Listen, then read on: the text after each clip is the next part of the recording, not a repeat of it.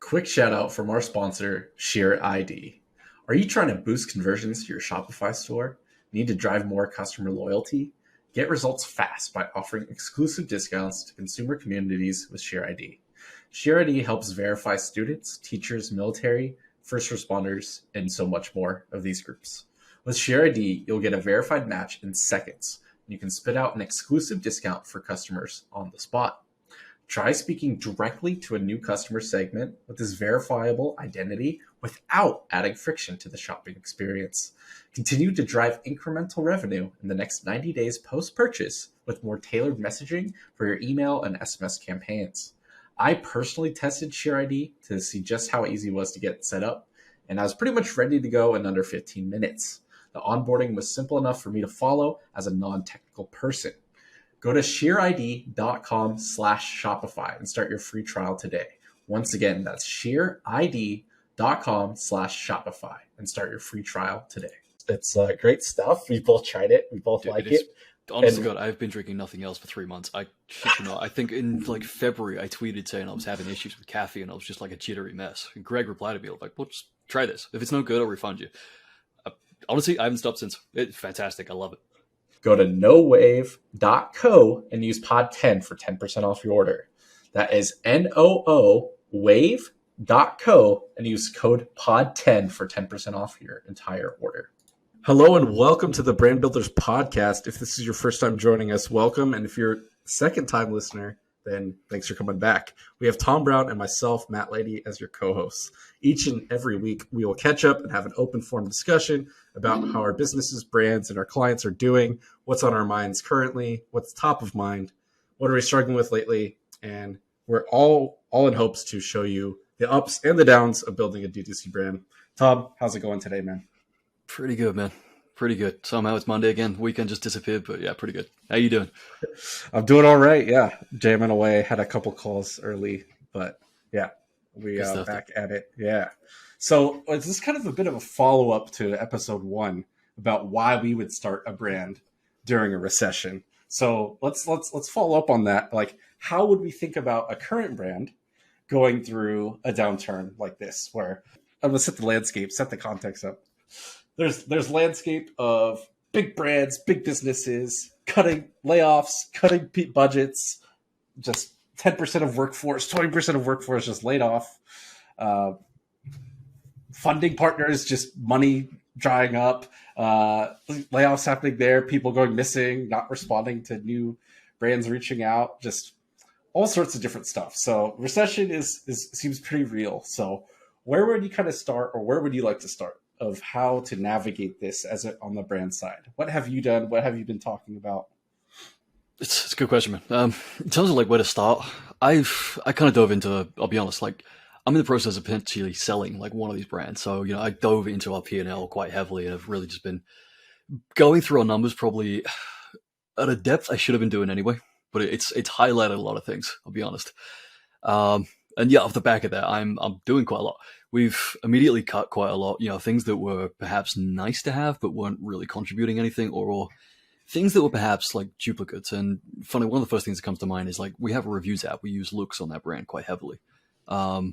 Which, I mean, a few months ago, Looks introduced like referrals and stuff built into that, but we were still running referral candy, which is like, it's only like another $50 a month, but like it's another $50 a month that, over the course of the year, it's another $500-600 that we were spending unnecessarily. So it's little things like that we're kind of starting to cut back. On the flip side, some of the apps where we're spending $1,000, $2,000, $3,000 a month, where there was a significant amount spent going through them. Those ones it's something I actually used to do for Shopify Plus merchants in particular, was like actually go in and negotiate with those suppliers, with those app partners and developers. And it can't, to be honest, it staggers me how many times you can actually get a deal. You can actually get some kind of like extended free trial. You can get like 50% off for 6 months just by asking. And it's something I've not done enough, I'll be honest, in recent years. Again, it really was. It was something I used to do a ton with merchants that were doing some serious volume of like, I'm not kidding, like routinely going in and saving like 30, 40K a year, which it was like a person's salary. It was huge. Either by just negotiating or looking at like, okay, what's the alternative in the market of, something that maybe is only doing like 80%, but it's 80% of like what we actually need, as opposed to, $2,000 a month, it's $200 a month. there's a staggering amount of savings that you can make just on like that little thing. Okay. Some of the things that can call me out, it's like, there's a ton of like new apps that have come up on the App Store. I'll be honest, I have not looked at in 12 months really. I kind of found what worked for me, what was good, what I was just kind of used to, and kind of diving back in and looking at a lot of the services that I was paying hundreds of dollars a month for that are now free, or like $9. It's amazing how many thousands you can save every month just by doing that. That's a great place to start. That's an awesome place to start. So review your apps, review the tools, the softwares, either cut back or get deals or check out alternatives. And so that's great. And because those keep working even when you're asleep, even when you're doing something else on the business. So it's important. It's good to have some need to haves. One thing to mention on top of that is, and we might get to it a little bit later, but speaking of apps, it might be thinking something like Referral Candy or Social Snowball, where you haven't really put as much time and effort into your affiliate referral program. You're kind of just like, yeah, I threw it live. And like sometimes people use it, like one out of every 100 or every 1,000 customers like refers a friend. But like spending a little bit more time, because you have more time than money for most bootstrap brand founders, is really thinking about like how to optimize that referral and that affiliate strategy, and like making it seamless, making it easy, providing support, building out a landing page for it, like whatever, just like thinking more thoroughly about that, so that you're, instead of just dumping more money to Mr. Facebook and Mr. Google, you're paying your customers and, like, hey, help us. So those are maybe customers you wouldn't have reached, or just some money savings. Instead of having them convert on Facebook for a $50 CAC, you're paying out $15. That adds up over time. So just wanted to add my 2 cents in there on that one. No, that makes a ton of sense. It kind of brings me back. There was like 3-4 weeks ago, we put up a post on Instagram. We've been running Dovetail for, I don't know, for like 6 months at this point. But like, to your point, we never really did anything with it. We didn't promote it. It's just kind of sat in like the footer of the site. And we get a handful of people every week that sign up through it, which is kind of cool. But we're like, we should push this a little bit more. So, Instagram post goes out, and it's the only link that we put in the bio is like this direct link to the ambassador page. And I'll be honest, I kind of forgot it was even there. So like 3-4 weeks later, we're getting like a handful that we would normally get over the course of a month, like every single day, which is fantastic. I'll be honest, I'm probably going to leave it because it's not like our conversions have dropped at all. In fact, they're up, which is great. But, yeah, there you go. No, that's cool. That's smart. And Dovetail is the one you're using for that. Nice. Okay. So then we talked about apps, tools, software. What else? Like let's take the next step into costs. Where do you want to go? Kind of thinking about it, like probably what we've been doing a lot more with ad spend, and this isn't even a recent thing, but I'm starting to put more of a focus on it again, is like the last 12 months is really just taking like more of the budget that we were spending on Facebook and driving that to SEO. So again, the brand I'm kind of thinking about at the minute, like we took 18 months ago, brought Charles Instone on, who was just running like the SEO strategy for that. And he really built out like the entire playbook for us for that, to go off, find writers, give them literally like a guide of exactly what we're looking for. Here's the headlines. Here's what we want to touch on. He really built like a little process guide for us, which was phenomenal. We've been kind of using that ever since. So, just pumping out like probably no more than 4 or 5 pieces a month, but putting budget toward that, putting budget toward like the writers for that, so it's high quality content that we think is really relevant to our audience, that should also do a decent way of ranking. And we're promoting those a lot more in emails, in texts. Actually, texts are performing really well, directing people straight to blog posts. I didn't expect it to. We kind of ran it as a test. And from like a sales point of view, that worked really, really well. I kind of like just doing more of that. I'm trying to like think of stats exactly, but I know like our search volume is up significantly. Like, when I log in every day and look at like what's the volume coming from organic search, it's trending nicely. It really is. Okay. Where would be a starting point if I'm thinking about, I heard you say that. I'm like, oh, that's interesting. Mm-hmm. Like I've kind of thought about SEO. We've done some blogs, whatever. Where would you like next step for a brand? Like I'm a founder. I just listened to Tom say this. That sounds cool. What's my budget? Like, what's my next steps? Yeah, I mean, honestly, we started small, so it was simple things at first of just going into like your Google Search Console, if you've got that set up, and just looking at like, where are you already getting impressions, but perhaps not that many clicks, or where are you getting some clicks, but you're perhaps sitting on like page 3 or 4. And Google will give that a ranking based on your location. So, for instance, for me, targeting the UK, it's like, I might have 1,000 impressions, but I'm only getting like 3 clicks a month, and I'm sat in like position 40. So it's like, I know there's decent impressions on this post, and people are getting to page 4, like they're finding us. So, okay, let's put some more focus into whatever that term is that we're already ranking for, and just try and propel that a little bit more. That's a good place to start. You can get a little more advanced with tools like SEMrush and stuff like that, or Ahrefs. They vary between like $30 a month into a couple $100 a month, depending on really how deep you want to get into it. Again, a little way to hack around that is frankly just go to someone on like Indeed or one of these sort of job boards that does SEO, and frankly just reach out and ask for be cheeky, ask for an audit. And 9 times out of 10, like they'll come back with a report of everything you're ranking on, or where like there's low competition keywords. If you really want to be cheeky, nothing to say you can't then hire that person, because frankly, like there's a lot of good people out on those sort of boards. There really are. With that sort of stuff, we're then either writing in house, and funny, I've actually been playing with a tool to kind of like build an outline, which is Jasper.ai. It's a copywriting tool. So I'm kind of going into that, just building an outline and then handing that off to a writer. So not doing the whole thing through Jasper, because it does seemingly get a little repetitive. It works well to a point, and you kind of, depending on how much time, like if you wanted to do this yourself, you totally could. Or like build the outline, build the kind of structure in Jasper, and then edit it yourself. But yeah, at the minute, I'm kind of just building the outlines in there and then handing that off to a writer that we have. Sweet. Okay. Well, yeah, that's cool. And then maybe if you wanted to slowly shift away some of your budget from Facebook, what would you say a starting point would be from like trying to, in terms of like thinking and planning ahead, like investing, like what, like 10% into SEO? That's about where I'd be. Yeah.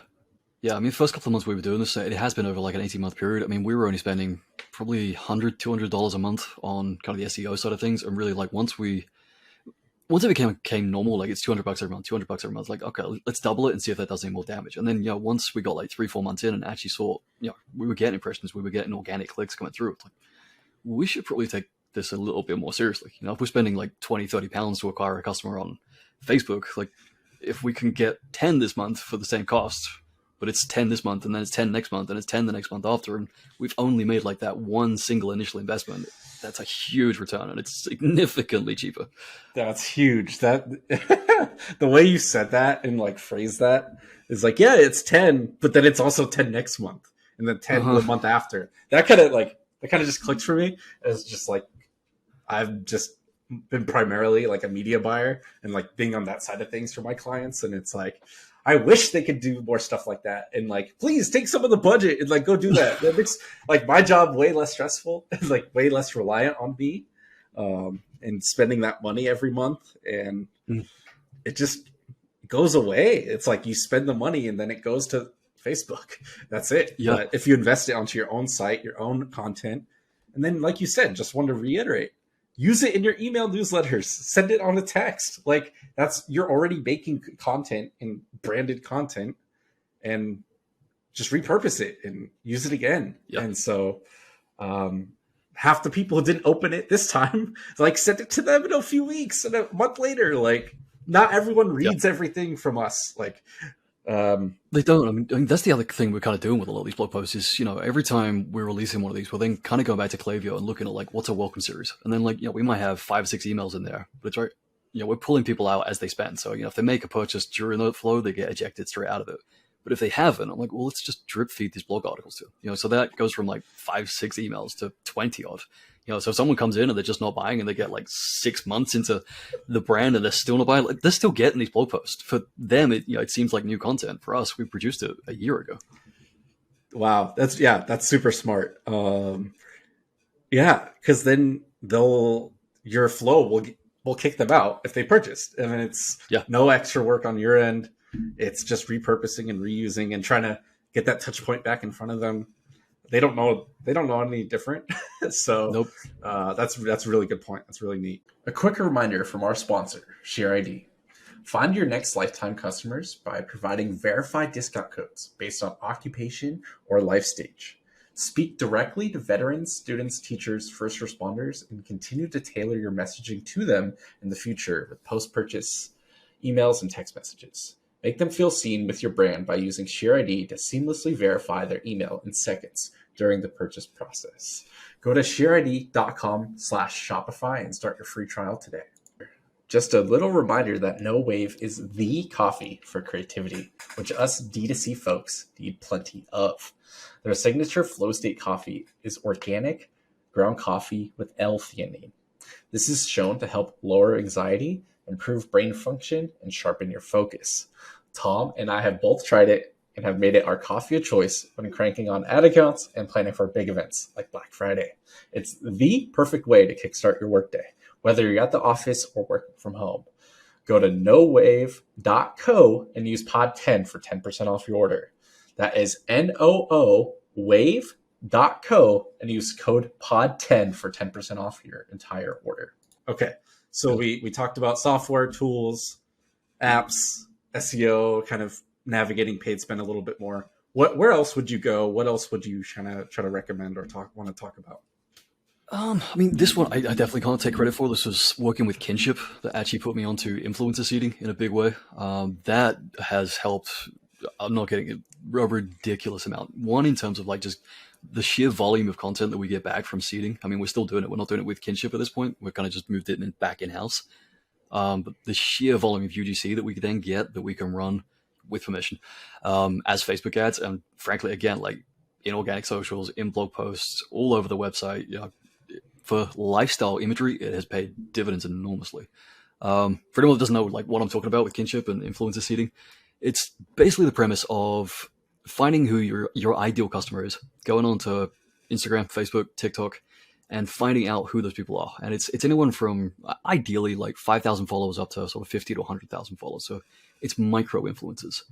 And we're basically then just reaching out via DM, via email, or really just any means we can find contact details for them, and just offering to send them a gift of our product for free, no strings attached. We're not asking them to post. It's just, we would just love for you to have this. There's absolutely nothing we're expecting back. With Kinship, and we're still trying to hit these kind of metrics, we're reaching out to about 500 people a month. On average, I think we were getting about 200 to 300 that would respond, which is pretty good. And then about 70 to 80% of those would say yes to receiving a gift from us. Okay. And then again, probably about 30 to 40% of those every month would post content at least once. And in fact, it's 12 months later, we're like, from having started this process, we are still getting those original influencers posting images of our product, posting videos, reels, stories. It's honestly has paid so much dividends. It's a little insane.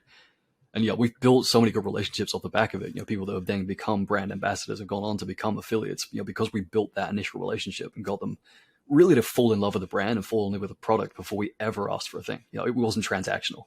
And genuinely, we weren't expecting anything back. Whether they just took the product and hopefully they left it, and maybe they went and told like two friends, or they took it down to a bar or down to the pub or out for dinner, it kind of came up in conversation. Amazing. If it didn't, okay. It was just the cost of product and shipping, so it didn't really cost us enormously.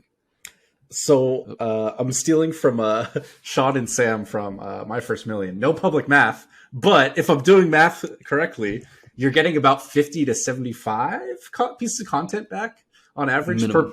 Minimum. Yeah, on a bad month. So that's 4 to 8 per week, and like 5 to 10 per week, and that's a lot. That's just in itself organic posts, and those are assets that you can use on email and SMS, website, and like you said, even for ads with permission. So that's really good. That's really neat process there, and it's the cost of the product. And if you have 80% net margin, you can send out 5 products, and if you acquire one customer from out of 5 people, then it paid for itself, and then you get the content back. And so there's just a bunch of different ways to think about marketing, distributing your brand. And if your product and your brand you think is it's good as you think it is, then what better way to just say, hey, here's the product, like try it out. And this could be even better if you are a consumable or subscription kind of thing, because then you get that LTV in play, that repurchase ability. Not as good for one-time purchases, but could still be valid. So really good stuff there to talk about. So those are some things that we would recommend and doing anyway, but especially in the coming months as you're looking about cutting costs, trying to save some money, trying to think about distribution besides more money on paid. So, and any final thoughts on that before we jump to the next kind of topic?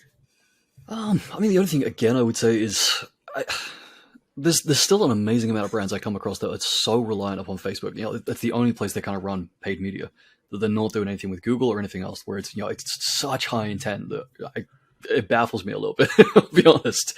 But equally, I'm just as guilty of it. We run like a small budget. It's kind of like just a last ditch catch effort to pull anybody that's perhaps gone through Facebook and then looking for the brand or looking around the brand for competitors. We bid pretty highly on that stuff. But I know there's definitely more volume there that we should be capturing. And again, we've been so reliant upon Facebook as just this wonderful machine to bring us customers that we are definitely missing out on efficiency. And that's something I need to start looking at properly again over the next few months. Yep. Yeah. Google demand capture and the retargeting. Google Shopping Max is like being rolled out and stuff. So a lot of changes there. Not Google paid ads, but GA4 instead of Google Analytics. Mm-hmm. Is imminent. So a lot of changes and so stuff to dig in there to be on the lookout for. Okay. So that's kind of a good recap and good stuff to follow up from the first episode from last time. So now let's start talking about, and you mentioned this already, but selling a brand. You have grown, you've grown brands, but this is, I believe, one of the first times you've gone through the selling process. And you said that there's a lot of surprises. There's a lot of questions that were asked of you and a lot of learnings from this experience. So, Tom, what the heck are you doing selling a brand? What's going on? Tell us about it. I'll be honest. I'm still caught somewhere in between. I was kind of planning to sell like this brand in like 2023. I was kind of thinking cut back as much efficiency, make it as efficient as possible this year in 2022, get to like early 2023 and then look at, okay, is there an acquisition? Is that possible? And honestly, it got to a point I was curious of like, is the demand even there for this brand? Does anyone even want to buy it? Because if I'm doing all this work and going up to 2023, am I wasting my time? I don't think I am, but I'm curious, what offer would somebody make me right now? So I kind of got like a few valuations and stuff done. Spoke to 2 ton of different brokers who, of course, all offer all different manner of services and introductions and everything else that comes with M&A. Ended up settling on MicroAcquire. I'm like, I'll give these guys a go. It's the one everyone keeps talking about, particularly for e-com and SaaS products. No fees to the seller. But Jesus, it's a learning curve.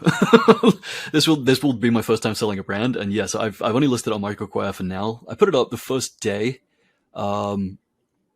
Basically like a 4 times net profit, about 0.6 of revenue. And I figured like that was a fair valuation. And it certainly seemed to be. I got like 6 people reach out on day one. So I took the listing down. I'm like, I just want to focus on these 6. If they go nowhere, I'll put it back up and keep going. But it was kind of a lot, I'll be honest, at day one. Like I'm still running everything else in sidelines. Like I got to try and focus on this as well at the same time. And my God, the amount of back and forth. I mean, I put a lot into the product description, a lot into like the deck, as much as I was transparent and open and honest as I possibly could be. But good Lord, the amount of questions coming back and forth is unreal. So I'm kind of in the process right now of actually finding someone, an advisor through MicroAcquire to kind of just help me with this process. One, just to filter people out that perhaps are not a good fit. But 2, just to take some of that work off my shoulders, because the sheer volume that comes back is unreal. So it's almost a full-time job to be able to sell the brand, so you can then have the money that you already put into this brand and actually get it back. So, okay, it's funny, cool. The best way I heard someone describe it, was probably a couple of years ago, was like, it's like doing your taxes every day for a year. And I didn't believe them. Honest to God, I like, it can't be that painful. Really can't be that painful. I mean, we've got like 2 products. It's a very simple business. It's not that complicated. Everything is kind of outsourced. There's nothing that's done in house. So you could kind of walk into this and just start it tomorrow and just take over. Right. It's Jesus.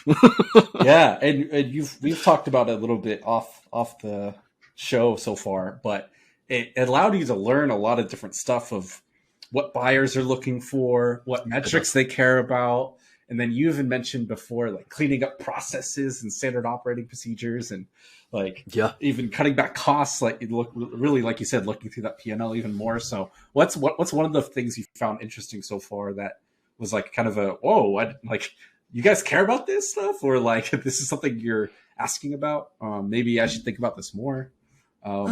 It's funny, like, so I'm based in the UK. The brand is very much targeted and based in the UK, and doing quite a lot of volume into Australia at the same time.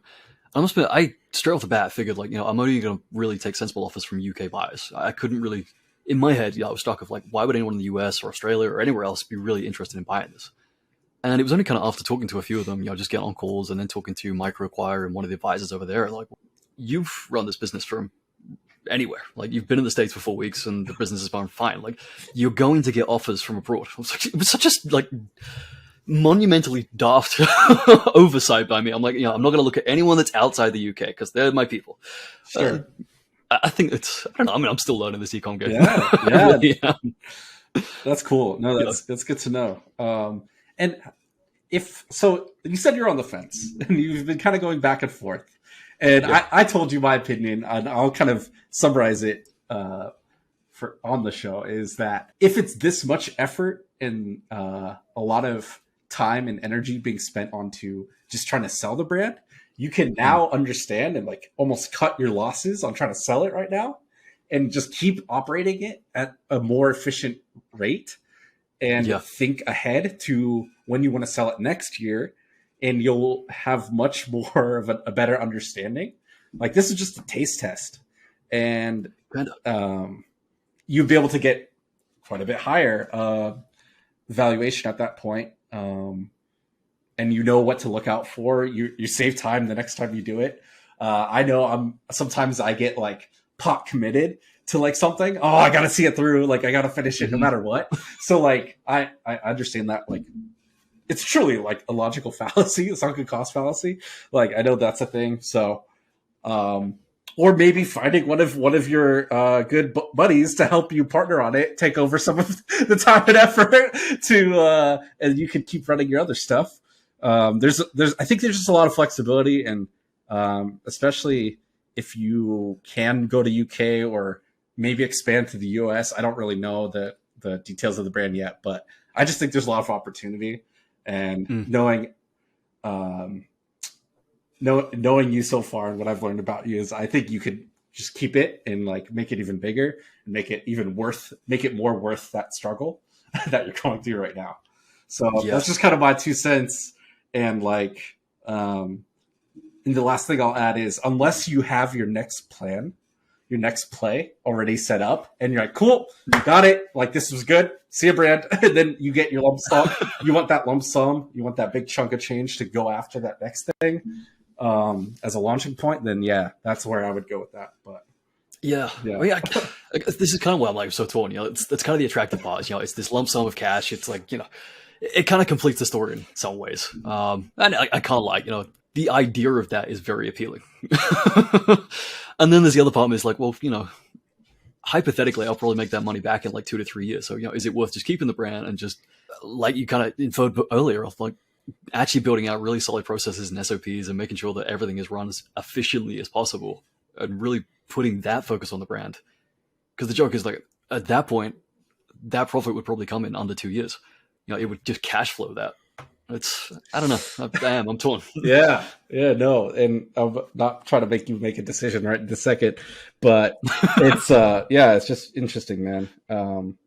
So what are your initial learnings and like insights or lessons so far that you kind of want to, if someone's thinking about it or they're looking to, maybe you don't have as much experience buying, so maybe not from that perspective, but just from, if you're thinking about selling your brand or like you're planning to sell in the next 6-12 months.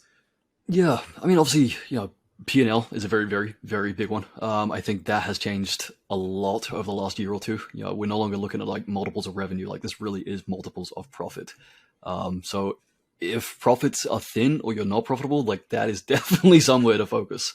If you think you're going to list a Microacquire because like you're doing $1 million in top line, but your profits are actually 10 grand a year, at best, like, you might get 30-40K for that brand, which seems absurd. Yeah. But like, you are looking at like a 3 to 5 multiple. From everything I can gather from talking to different brokers, Like it's not like you're going to get a 0.6 multiple or a 1x multiple on an e-com store. That might be true for SaaS, but on an e-com store at this point, unless you have one heck of a brand, that's just not the valuation you get anymore. It really is driven off profits, and it should be. That's kind of the first thing. The second thing, like, and again, it makes sense. Like investors, buyers, private equity firms, aggregators, they're looking for like what's the next step that you're looking to take. You know, who's the audience? What are the next like 2 to 5 products that you've been looking at rolling out? What stopped you from doing it? Where is there perhaps more efficiency to be made? You know, have you guys got a marketing agency, a marketing team? Like, is there big overheads that perhaps they could absorb and take that on? So like make that very clear. Something I did actually in our P&L that I'm kind of sharing like 2 versions. I've got like the regular P&L, and then I've got P&L with basically like ad backs. So it's everything of like, you know, my salary, VAs, agencies, all that kind of thing. Basically at the bottom is listed as like, you know, these are essentially like expenses that the buyer, if they've got an in-house team, can take off. So it's actually more profitable if you already have a team that can take it over. That's smart. That's cool. Okay, nice. So 3 to 5 times probably of net profit if you're kind of at a year, if you're at $1 million or lower. I know if you get more in top line and higher profit, and depending on the year, like how many years the brand's been going, I know some of those variables might change. Big difference. And then considering trying to make it easy for them to see the difference of like, here's the actual bare bones of the brand, and then here's like the other expenses. So two versions essentially of a P&L, or just making it really clear on one of them, kind of maybe just adjusting it or editing it out. Okay, so those are cool. Yeah, the other thing I would add is like, don't hide anything. For the love of God, like it can be stupid stuff. Like your investors are going to go to Instagram, they're going to go to Snapchat, TikTok. Like they are looking at everything before they even make an offer. I mean, we've had silly things like people just looking at the packaging and kind of questioning that, of like, you know, is that certain size? You know, does that actually fit like that cost with Royal Mail? Like it does, but I can verify that for you. But it's, you know, things that I didn't even think would come up. If people are like literally going to our Instagram, looking at tag photos, going into the influencers, seeing what the influencers actually think before they even talk to us, which is fascinating. Okay, yeah. So your brand's already public. You're already all over the web and social media and stuff. But they're one of the few people besides yourself that are going to go through everything. They're going to dig because it's about to become their brand, and it's their business and their profit and or liability. So they're gonna do their due diligence and check all that stuff. So I think that's just a good reminder. Good insight there. So. Anything you want to wrap up with that? Any last thoughts? Otherwise, I think we're just about set.